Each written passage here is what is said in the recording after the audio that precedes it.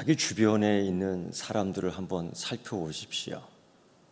제일 쉽게는 내 친구들은 어떤 사람이 있는가 살펴보면 금방 알 거예요. 보통 유유상종한다고 그러잖아요. 같은 부류의 사람들이 많지요.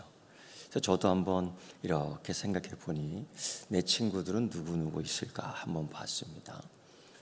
목사들이 많이 있지요. 그런데 그 밖에 다른 친구들도 많이 있습니다. 예를 들면 제 초등학교 동창인 한 친구가 있는데 그 친구는 인천 부평 그쪽 근처에서 족발 장사를 합니다. 족발을 잘 삶지요. 그 비결이 있어요. 그래서 제가 한번 놀러 가니까 그냥 족발을 싸주면서 가져가라고. 집에 가려면 어머니 댁 가려면 뭐 전철 타야지, 버스 타야지. 근데 그거를 들고 가라고. 그런 친구도 있고, 또 개인 사업을 하는 친구가 있는데 그 친구는 항상 저를 염려해 줘요. 교회 괜찮냐? 근데 교회 다니는 친구가 아니에요.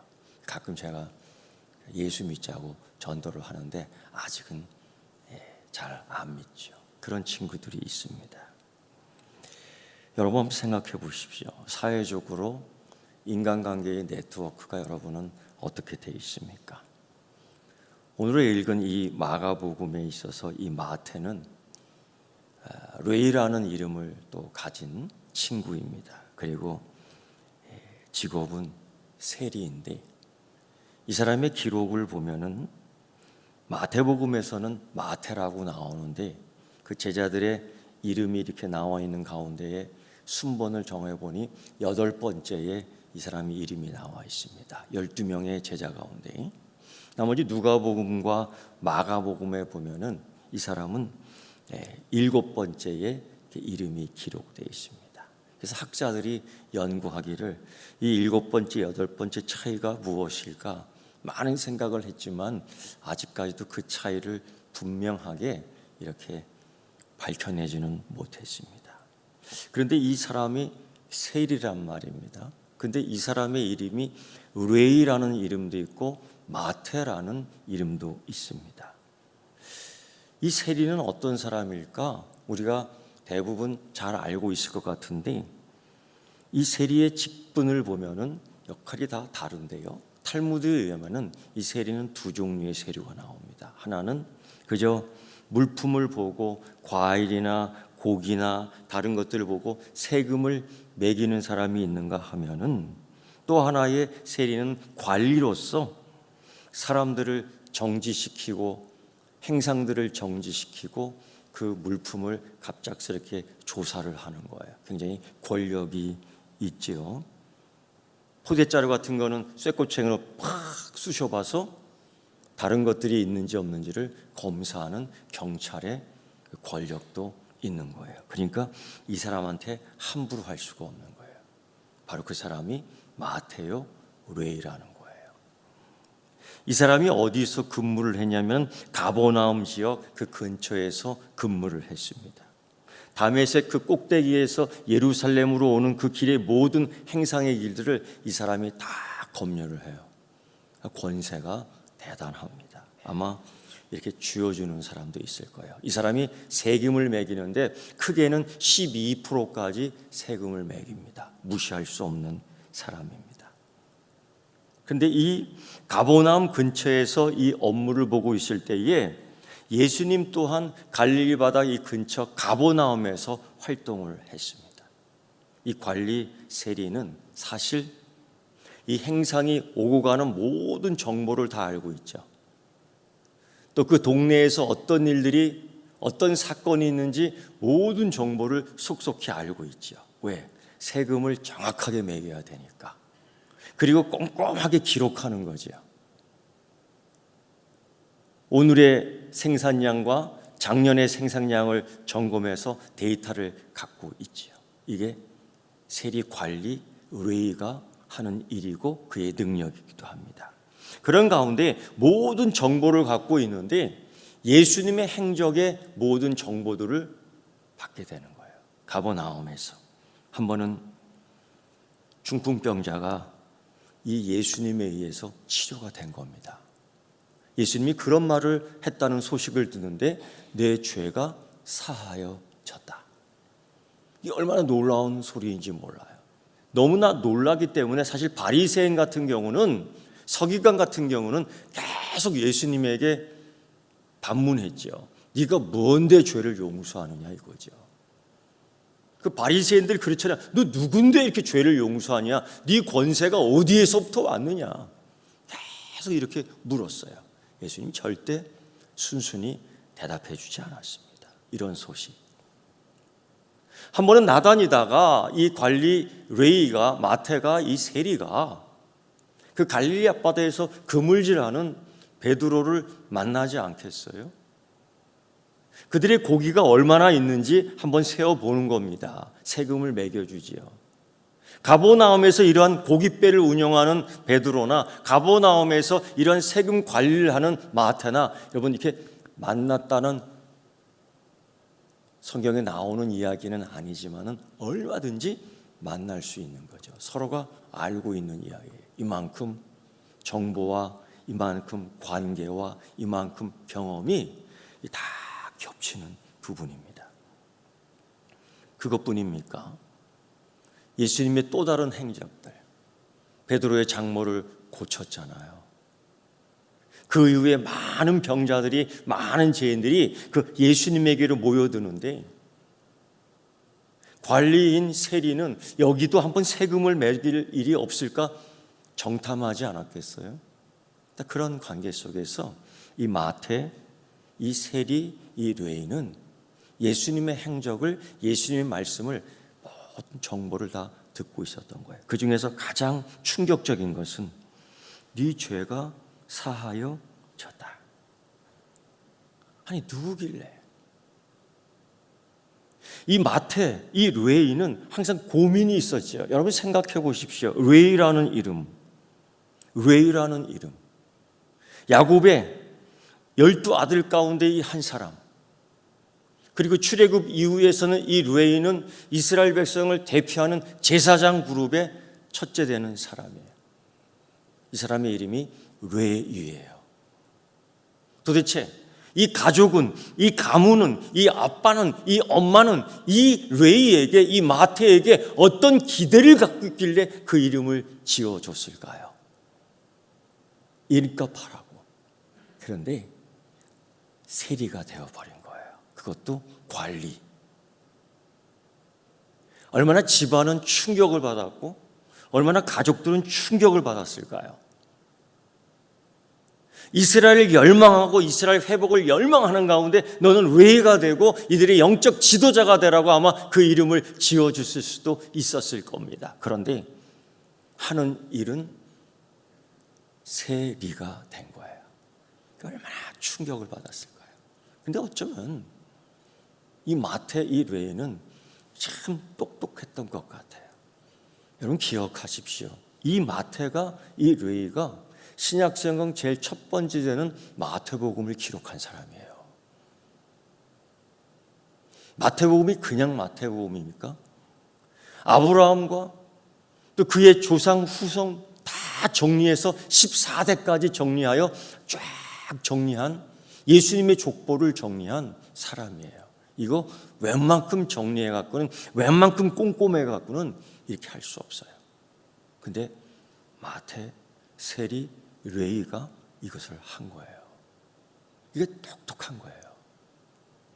아마 그는 영특하기 때문에 이 세대를 살아남기 위해서는, 이 시대를 이기기 위해서는 제사장이 아니라 세리가 되는 게 나을 거야 하면서 적극적인 관리 세리가 되었던 것 같습니다. 그냥 될 수는 없거든요. 우리가 흔히 생각하길 영적으로는 저 죄인이라고 하겠지만 본인 당사자는 살아남기 위해서, 이 시대를 살기 위해서 택한 최고의 선택일 수도 있을 겁니다. 그런데 항상 갈등이 있는 거죠. 사람들이 자꾸 죄인이라고 손가락질하거든요. 사실 당시 그 현실을 보면 세리가 얼마나 죄인이었냐면 법정에서 그의 진술은 증거로 채택되지 않아요.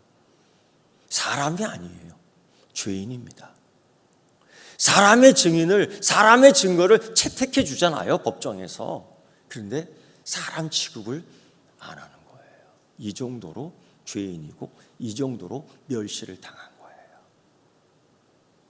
영적으로 보면은 이 사람들, 이 웬만한 사람들이 이 사람과 같이 있는 걸 꺼려해요. 그러니까 영적인, 사회적인, 도덕적인 문둥병 환자와 다를 거 없습니다. 왜? 사람들이 자기를 다 피하니까.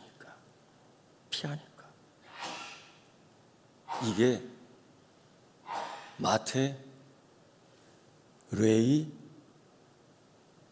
세리의 현 인생의 모습이에요. 그러니까 얼마나 갈등이 심하겠어요. 이럴 때에 예수님이 가버나움 이 땅을 지나가며 그 세간에 앉아 있는 마태를 보고 이렇게 얘기합니다. 나를 따라라. 근데 놀랍게도요, 누가복음 5장 27절, 28절의 이 같은 본문의 내용을 보면은 이 레위를 하는 이 마태가 세간에 앉아 있는 것을 예수님이 보는데 예수님이 그에게 이렇게 해요. 나를 쫓으라. 나를 따르라는 말이에요. 그런데 이 한 말씀을 듣고 저가 모든 걸 버리고 일어나 쫓으니라라고 해요. 모든 걸 버리고. 이게 가능할까? 다른 제자들은 예수님께서 물었죠. 나를 따르라 할 때 다른 제자들 가운데 그렇게 했어요. 내가 가족을 좀 만나고 이별하고 오게끔 해주세요. 내가 좀 가족들과 작별 인사하고 오게끔 해주세요. 뭐 이러한 제자들도 있었다고요. 그런데 이 마태, 이 세리는 그런 얘기 없어요. 그냥 곧바로 일어나 예수를 따른 거예요. 마태의 반응이 즉각적으로 있었던 거죠. 여러분, 어떻게 그럴 수 있을까요? 이제까지 이 마태가 쌓아놓은 사회적 네트워킹을 한번 보세요. 이 세금을 잘 걷어들이기 위해서 그동안 쌓아놓은 인간관계를 한번 보세요. 이걸 누가 포기할 수 있단 말입니까? 이걸 누가 버릴 수 있단 말입니까? 이거 못해요. 그런데 우리는 또 이런 얘기하죠. 예수님이 찾아오셨으니까 이걸 은혜라고 얘기한다고요. 맞습니까? 보통 그렇게 얘기해요. 근데 이렇게 은혜를 받을 수 있습니까? 그럼 또 못 받아요. 어떤 이들은 이런 걸 이렇게 얘기합니다. 구원이 그에게 왔다. 맞아요. 구원입니다. 예수님이 그를 찾아갔으니까요. 이걸 구원이라고 얘기해요. 그럼 그 구원을 다 받을 수 있습니까? 이게 또 그러면 아니라고요. 사실 이게 실질적인 이야기예요. 누가복음, 마태복음 19장의 이야기를 보면은 그 어떤 사람이라고 나와요. 이 공간복음에서 이 어떤 사람 또는 어떤 관리라는 이야기가 나오는데 그 사람도 예수님을 만나고 싶었고 영생을 갈구했고 결국 이렇게 저렇게 얘기하는 가운데에 예수님이 그 젊은이에게 그 어떤 그 관리에게 이렇게 얘기해. 나를 따르라. 근데 이런 전제 조건을 하죠. 네 가진 것이 다 많으니 네 가진 것을 팔아 가난한 사람에게 다 주고, 이게 뭐야? 모든 걸 버려두고, everything, 모든 걸 버려두고 나를 따르라는 거예요. 그런데 이 어떤 사람, 이 관리는 이게 힘든 거죠. 결국은 너무 많은 것을 가진 탓에 그것을 포기하지 못해요. 너무 많은 것 때문에 그걸 내려놓지 못하고 그만 예수를 포기하고 예수를 내려놓습니다. 이런 것과 비교해 보면 이 마태 세리는 대단한 겁니다. 이런 걸 볼 때 그 베드로는 그 그물과 배를 버려두고 예수를 따르잖아요. 이거 대단한 겁니다. 은혜가 오잖아요. 구원이 오잖아요. 기쁨이 오잖아요. 그걸 받을 수 있겠냐 이거지. 우리는 뭐 아멘 하잖아요. 그 아멘이 뭐 그냥 입술로만 하는 게 아니라고요. 이런 과정이 있는데 이거 해보겠느냐 이거죠. 성경에 보니까 한 사람도 있고 못한 사람도 있고. 그래서 예수를 포기한, 오히려 자기의 많은 것들을 가지기 위해 유지했던, 그래서 예수를 떠난 그 어떤 사람에게 예수님은 그 사람을 보며 제자들에게 이 유명한 말씀 두 가지를 하죠. 그게 마태복음 19장 24절과 마태복음 19장 30절에 나오는 말씀이 하나는 이겁니다. 다시 너희에게 말하노니.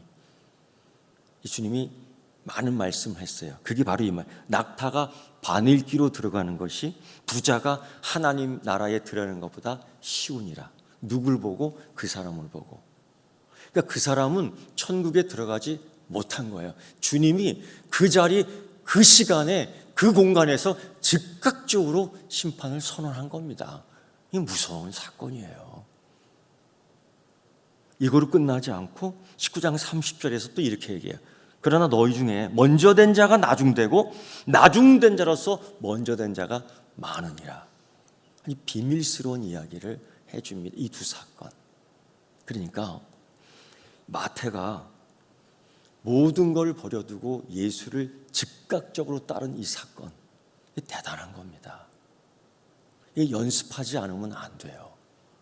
매일매일 생각하고 고민하지 않으면 안 되는 거예요. 언제건 내가 이 직업을 버리고 언제건 내가 영생을 찾으겠다. 내가 언제건 이 공간을 버리고 새로운 공간에서 새 출발하겠다.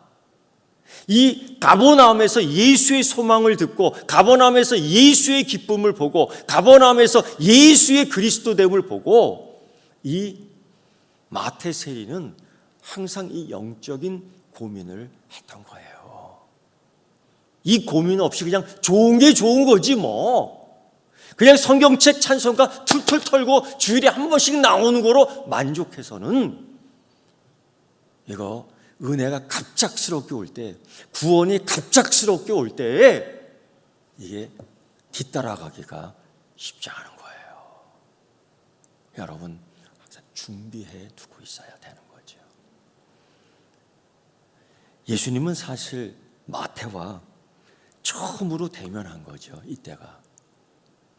그때까지 마태가, 이 세리가 예수님을 뒤쫓아 다니지는 않았습니다.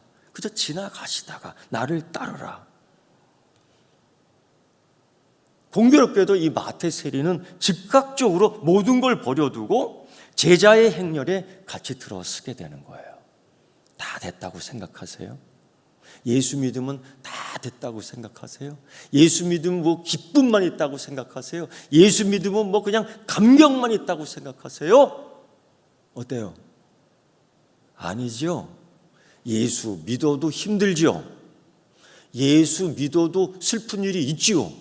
예수 믿어도 어떤 사람은 갈등이 더 많지요. 예수 믿어도 싸움질을 더 잘하지요. 네. 잘 생각해 봐야 돼요.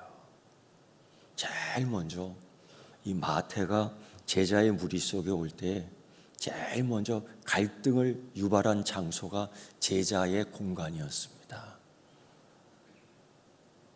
제일 충격받은 것은 바리새인들이 아니에요. 바리새인들이 나중에 예수의 식탁 자리에서 비난하잖아요. 죄인들을 영접하고 죄인들하고 같이 먹는다고요. 근데 그 전에 이 제자들 무리 속에 그러한 갈등이 먼저 있었어요. 여러분, 베드로가 누굽니까? 야고보가 누굽니까? 요한이 누굽니까? 베드로는 열심당원입니다. 쉽게 얘기하면 애국자입니다. 그런데 국민의 세금을 빨아먹는 마태가, 세리가 이 자기의 무리, 제자의 무리에 들어오는 거예요. 성경에 보니 7번째, 8번째 자리에 있는 거예요. 꼬레비로 밀어도 상관이 없다고. 얼마나 갈등을 일으키겠어요. 예수님 제자의 무리에 왔으니 서로 인사하지 않겠어요? 제 마태입니다. 어디서 봤는데? 저 베드로입니다. 어디서 봤는데? 누구더라? 저는 옛날 직업이 세리였습니다. 나도 어디서 봤는데? 저는 예전에 갈릴리에서 그 물질했던 어부였습니다. 내가 세금을 그때 매겼는데 왜 그러한 일이 없었겠어요? 같은 동네에서 같은 일들, 다른 직업을 가지고 활동했던 사람인데요. 그런데 세리예요. 그런데 열심당원이에요. 여러분, 이 자리에서 만났지 않았다면 어쩌면 베드로가 예수의 제자가 되지 않았다면 칼을 휘두르면서 이 세리를 죽였을 거예요. 그런 상황이 가능한 것입니다. 그런데 지금은 예수님을 사이에 두고 만난 거예요. 얼마나 그 자리가 불편할까? 얼마나 그 자리가 황당할까? 예수를 사이에 두고 앉아 있는데, 예수를 사이에 두고 앉아 있는데 얼마나 불편할까? 그게 누구의 이야기가 아니라 나의 이야기, 여러분의 이야기가 될 수 있는 거예요. 이게 제일 첫 번째, 제자들의 갈등을 불어일으킵니다. 그런데 왜 예수님은 이 사람을 불렀을까요? 여러분, 가장 사악한 인간이 누구예요? 세리입니다. 가장 인간답지 않는 인간이 누굽니까? 세리입니다. 그런데 예수님은 제자로 불렀어요. 하나님은요, 이런 사람도 용서하신다는 거예요. 하나님은요, 이런 사람한테도 사명을 주셔요. 이 사람이 마태복음을 쓰잖아요. 예수님의 족보를 정리하게끔 하잖아요. 마지막 사명을 담은 이 글을 성경을 통해 쓰게 하잖아요. 이 마태가. 예수님은 이 사명을 이 사람에게 주는 거예요. 하나님의 사랑은 여러분 끝이 없는 겁니다. 제3자가 죄인이라고 정죄해도, 또 다른 사람이 세리라고 정죄하더라도, 이 사람은 인간이 아니고 쓰레기라고 정죄하더라도 하나님은 그 사람을 불러요.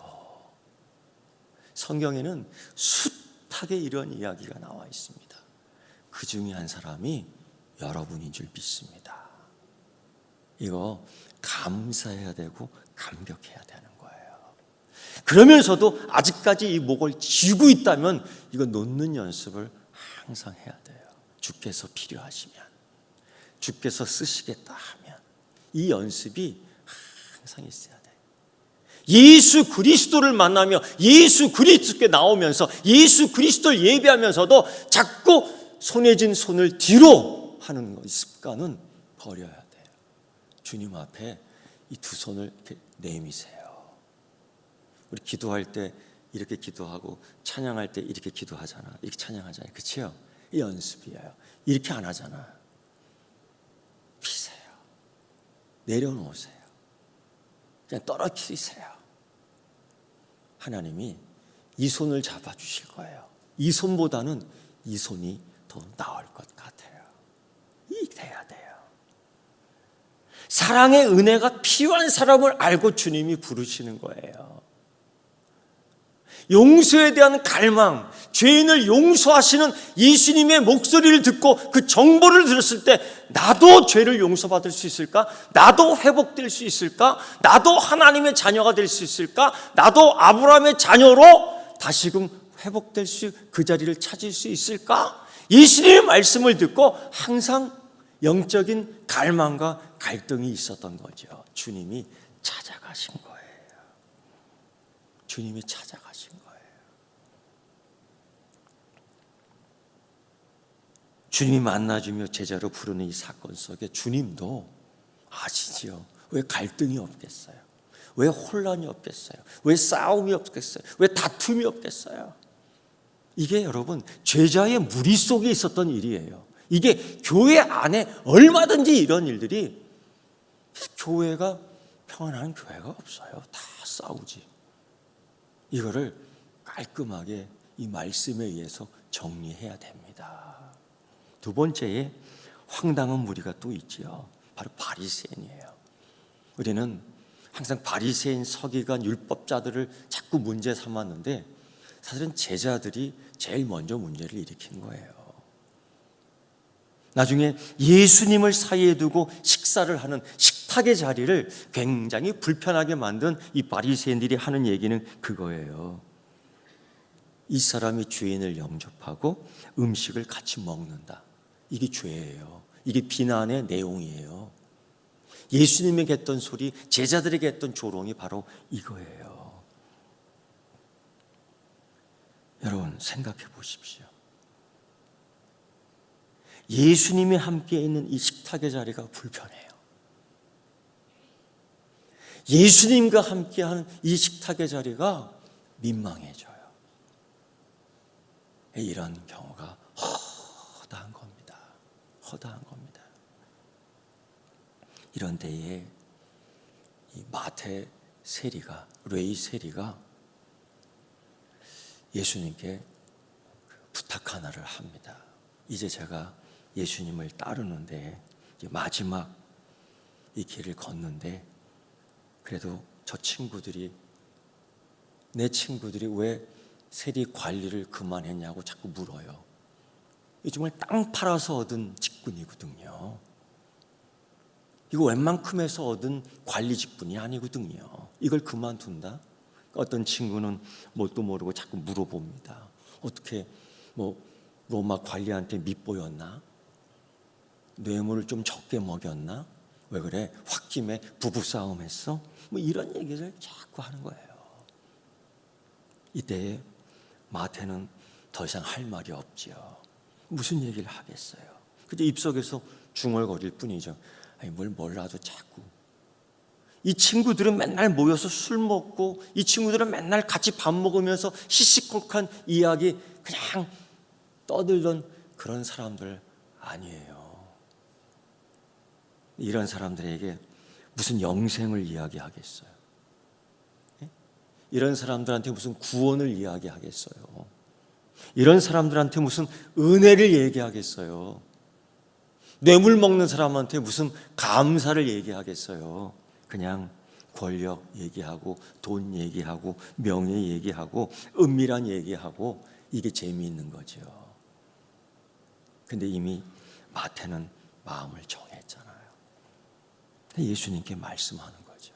부탁하는 거죠. 주님, 마지막 만찬을 우리 집에서 했으면 좋겠습니다. 이 친구들과 함께 송별회를 갖기를 원해요. 주님 양해해 주신다면은 주님도 이 자리에 함께 해주셨으면 좋겠어요. 왜? 마지막으로 이 마태는 이 친구들에게 예수님을 소개해 주고 싶은 겁니다. 그래서 지금까지는 그저 권력 이야기, 지금까지는 시장 뒷거리 이야기, 사창가 이야기, 인생에서 살아갈 맛을 느끼게 하는 세상적인 이야기로 익숙한 그들에게 예수님을 만나서 예수님의 그 하나님 나라 이야기, 내가 들었던 이야기, 내가 감격했던 이야기, 내가 감사했던 이야기, 내가 회복됐던 이야기를 만나게 해주고 싶은 거, 들려주고 싶었던 거예요. 그래서 예수님께 부탁한 거죠. 예수님, 이 친구들을 우리 집으로 초대하고 싶어요. 겁나잖아요. 예수 믿으면 다 끊어야 된다는 얘기들을 많이 해요. 예수 믿으니까 친구들이 다 끊어졌다는 얘기들을 하더라고요. 예수 믿으면 외톨박이 되는 거 아닙니다. 예수 믿었다고 술 친구 끊는 게 아닙니다. 예수 믿었다고 세상 친구 끊어버린 게 아닙니다. 우리가 뭔가 잘못 알고 있는 것 같아요. 우리 예수님에게 얘기한 예수님, 그들을 초대하면 좋겠어요. 예수님께서 허락하지요. 마태야, 내가 너를 소외시키려는 게 아니야. 마태야, 내가 너를 세상과 단절시키는 게 아니야. 너를 세상과 연결시키는 중보자의 역할을 맡기려는 거야. 이게 제자의 삶이잖아요. 데리고 와. 그랬더니만 그 친구들을 다 데려오는데 뻔하잖아요. 그 친구들이 뻔하잖아요. 그 친구 보면 그 사람이 누군지 아는 거 아니에요.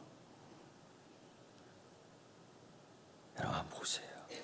그런 사람들과 함께 잔치를 여는 겁니다. 옛날에는 술을 먹으며 부어라, 비어라 하면서 그냥 고주망태가 되며 하루를 보냈는데, 이번 식탁의 자리는 그게 아니에요. 예수 그리스도를 중심으로 모였는데 완전한 성인과 완전한 죄인이 한 자리에 있는 거예요.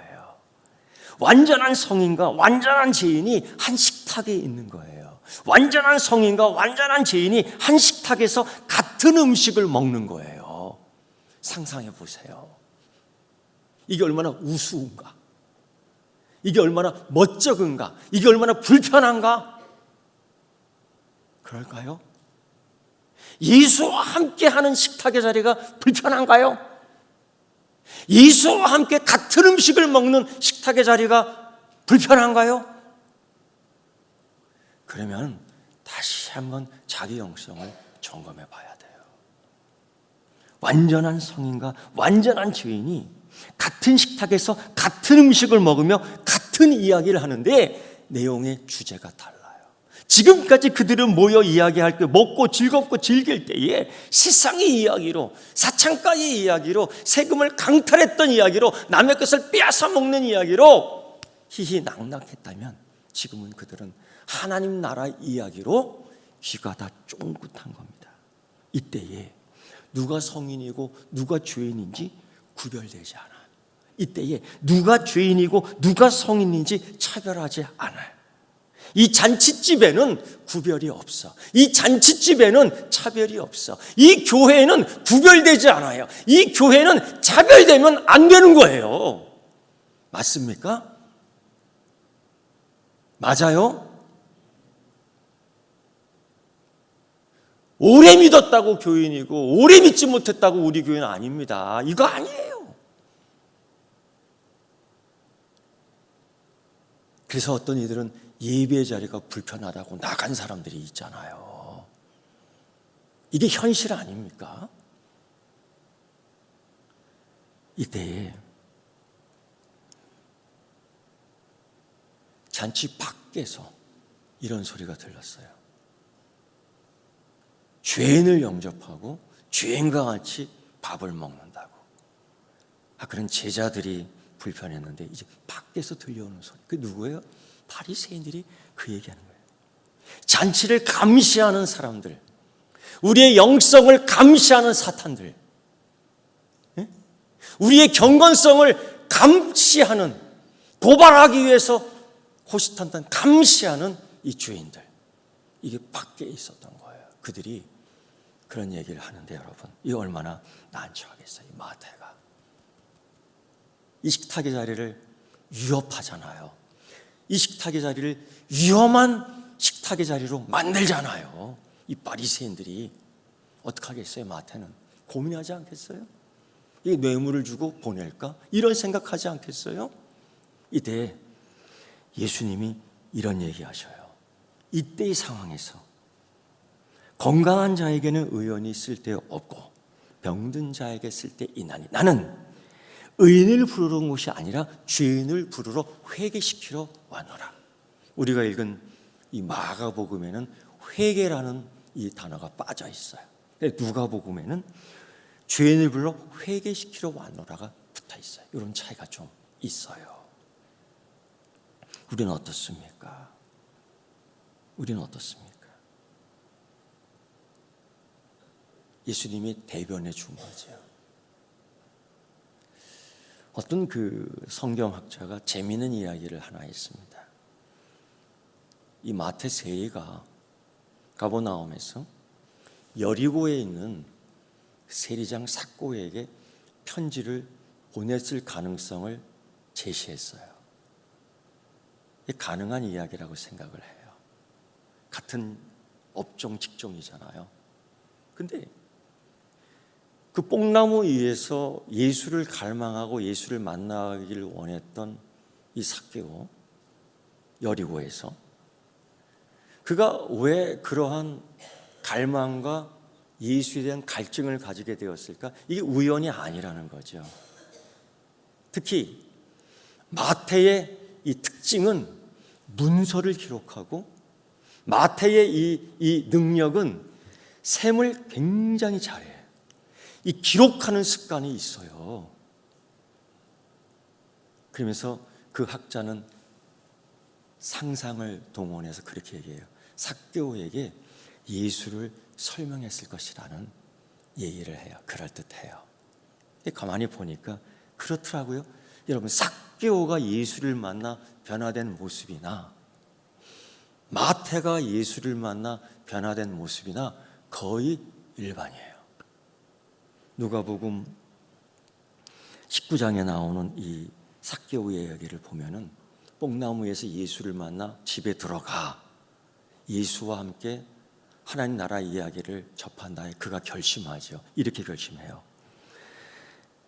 내 소유의 절반을 가난한 사람에게 나눠주겠으며 만일 누구의 것을 속여 빼앗은 일이면 4배를 갚겠나이다. 다 그거죠 뭐. 다 그거죠. 삭개오의 재산이. 그걸 다 내놓은 거예요. Everything. 이게 마태의 그 삶의 변화와 삭개오의 예수 만난 뒤의 결과가 비슷해요. 그리고 예수님이 이러한 삭개오에게 뭐라고 얘기하냐면 오늘 구원이 이 집에 이르렀으니 이 사람도 아브라함의 자손이라 인자가 온 곳은 잃어버린 찾아 구원하려 왔다라는 말씀을 누가복음에서 해줘요. 이게 거의 비슷한 거예요. 이런 걸 보면은 혹시 우연이 아니라는 거죠. 마태 세리가 삭개오에게 편지를 보내지 않았겠느냐. 왜? 그는 기록하는 사람이에요. 그가 얼마나 꼼꼼한지요? 사람의 이름, 세금 하나하나를 다 적는 사람이에요. 그런데요, 이거 하나 생각해 보세요. 제자들의 돈꾀를 맡은 사람이 누군지 아세요? 제자들 공동체 운영비를 맡은 사람이 누군지 아세요? 누구예요? 가룟 유다예요. 이거 당연히 마태 세리가 맡아야 되는 거 아닙니까? 근데 그거 안 맡아요. 이게 굉장히 비밀스러운 이야기예요. 여러분, 마태는요 정말 꼼꼼했고요, 훈련돼 있었고요, 미래의 인생이 돈에 있다라고 생각 안 해요. 그걸 버려온 사람이에요. 그러니까 돈꾀를 맡을 필요가 없는 거죠. 예수님은 그 마태를 알아차리고 신약의 첫 번째 책을 쓸 수 있게끔 영감을 줬어요. 그거 알아야 돼요. 마태는요, 아브라함과 다윗 왕의 혈통을 조사해서 예수 그리스도의 족보가 완성된다는 것을 조사한 사람이에요. 조심스럽게 14대에 걸쳐 세 부분을 나누어 그리스도의 혈통이 이루어진다는 걸 조사한 사람이 마태예요. 이런 걸 볼 때 충분히 마태는 삭개오에게 편지를 보냈다라는 가능성을 제기할 수 있죠. 저는 그걸 긍정적으로 봐요. 여러분, 요즘 그렇잖아요. 여러분, 문자 많이 보내잖아요. 어떤 문자 보내요? SNS 보잖아요. 어떤 거 보세요? 이제는 여러분, 복음의 메시지를 전하세요. 이제는요, 구원의 SNS를 하세요. 허튼 거 하지 말고요. 여러분께 묻습니다. 요즘 여러분의 식탁은 불편한 식탁 자리입니까? 아니면 구원으로 인도하는 식탁의 자리입니까? 여러분 식탁의 자리에는 삭개오 같은 전도받은 대상자들이 있습니까? 아니면 여전히 식탁의 자리를 감시하고 예배를 감시하는 사람으로 거기 있는 겁니까? 어느 자리에 내가 있는지 한번 자기 점검할 때이지요. 왜? 은혜는 갑자기 오는 거예요. 구원은 갑자기 내 앞에 올 수 있어요. 그걸 준비해야 됩니다. 기도하겠습니다. 하나님, 은혜 이 구원의 식탁으로 초대받은 이 사람들, 그러나 그 자리가 죄인이 자리라고 비난하며 밖에서 구경하고 정죄했던 그 사람들, 또 예수의 식탁에 함께 있지만 불편해하는 사람들, 많은 사람들이 있습니다. 나는 지금 어떤 식탁의 자리에 앉아 있습니까? 나는 어떤 부름에 있습니까? 하나님, 내 삶에 있어서 손을 펴고 우리 주님 예수께 나가는 연습을 항상 하게 하옵소서. 어지러운 세상입니다. 세상의 유익을 갈구하고 간구하는 시대입니다. 이때 영성 있는 그리스도인 되게 하여 주옵소서. 예수님의 이름으로 기도드리옵나이다. 아멘.